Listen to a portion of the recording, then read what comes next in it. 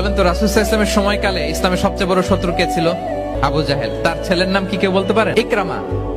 ইকরামা অনেক যুদ্ধে মুসলমানদের বিরুদ্ধে ছিল, মক্কা বিজয় পর্যন্ত ইসলাম ধর্ম গ্রহণ করে নাই, অনেক সাহাবাকে হত্যা করেছে। রাসূল সাল্লাল্লাহু আলাইহি ওয়াসাল্লাম যখন মক্কা বিজয় করলেন, সে ভাবলো এবার তো আমার খবর আছে। সে পালালো, পালাতে পালাতে ইয়ামান চলে গেছে। তখন এক মহিলা সাহাবী রাসূল সাল্লাল্লাহু আলাইহি ওয়াসাল্লামকে বললেন, ইয়া রাসূলুল্লাহ, আপনি যদি আমাকে অনুমতি দেন, আমি ইকরামাকে খুঁজে বের করব, আপনার কাছে নিয়ে আসবো। রাসূল সাল্লাল্লাহু আলাইহি ওয়াসাল্লাম বললেন, যাও। ইকরামা লজ্জিত হয়ে বিষ্ণু সাল্লাল্লাহু আলাইহি ওয়াসাল্লামের কাছে আসলো। কত বড় শত্রু, বিষ্ণু সাল্লাল্লাহু আলাইহি ওয়াসাল্লামের অনেক আত্মীয়কে হত্যা করেছে।